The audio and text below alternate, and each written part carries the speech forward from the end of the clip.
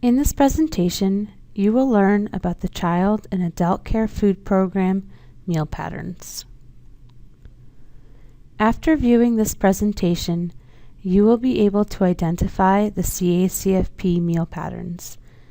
You will be able to review a menu and determine if the menu is meeting the CACFP meal pattern requirements. And you will learn the correct way to document substitutions or changes to the posted menu. The CACFP meal pattern includes 5 food groups, also referred to as meal components, that must be served in various combinations in order to receive reimbursement for meals and snacks. The 5 components are grain, bread alternate, fruits, vegetables, fluid milk, and meat alternate. At snack, the fruit and vegetable component is combined and considered one component.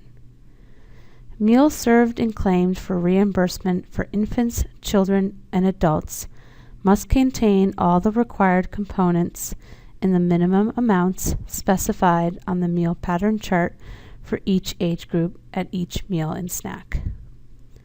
Infants, children, and adults have slightly different meal pattern charts. We will review each meal pattern chart, starting with the infants. Sites with infants follow this chart and use it as a reference to ensure all meals and snacks served are meeting each meal pattern. The infant meal pattern reflects the minimum requirements with regard to types of foods and quantities of food according to age and development. The meal requirements are significantly different for each age group. The age groups are 0 to 3 months, 4 through 7 months, and 8 through 11 months. Throughout the infant section, we will refer to iron-fortified infant formula as formula and iron-fortified infant cereal as infant cereal. The infant meal patterns are flexible and it allows sites to offer foods to infants only when they are developmentally ready to accept them. For breakfast, the 0 through 3 months old only require breast milk or formula. The 4 to 7 month olds require breast milk or formula, and if they are developmentally ready, infant cereal may be offered. Staff members should consult with parents as to when foods can be started. Lastly, 8 through 11 month olds require breast milk or formula, infant cereal, and a fruit and/or vegetable. This is the infant lunch and supper meal pattern. For lunch, the 0 through 3 month olds only require breast milk or formula. The 4 through 7 month olds require breast milk or formula, and if they are developmentally ready, can be offered infant cereal and a fruit or vegetable. 8 through 11 month olds require breast milk or formula, infant cereal, or a meat alternate such as egg yolk, cooked beans or peas, cheese, cottage cheese, or cheese food spread, and a fruit or vegetable. This is the infant snack meal pattern. For 0 through 3 month olds and 4 through 7 month olds, the only item required is breast milk or infant formula. And the 8 through 11 month olds require breast milk or infant formula or full strength juice. Once the infant is developmentally ready, the center must also offer bread or crackers to the 8 through 11th month olds. This is the Colorado CACFP Children's Food Chart. Sites with children use as a reference to ensure all meals and snacks served are meeting the CACFP meal patterns. The meal pattern for children specifies the minimum required meal components for breakfast, snack, and lunch or supper for children ages 1 through 12. For each component, the chart also reflects the minimum required quantities for each meal type according to age. The requirements for children are specific to the following age groups: 1 through 2 years, 3 through 5 years, and 6 through 12 years old. For breakfast, fluid milk, fruit and/or vegetable, and a grain bread alternate must be served in the minimum quantities in order to meet the meal patterns for children.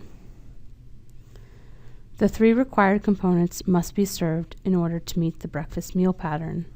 For lunch and supper, fluid milk, 2 different fruits or vegetables, grain bread alternate, and a meat alternate must be served in the minimum quantities in order to meet the meal patterns for children.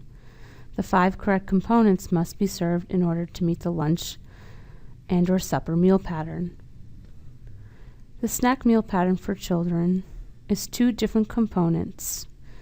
At snack time, fruit and vegetables are considered one component. For example, if apples and carrots were served at snack, this would not meet the meal pattern requirement because both foods come from the same food component.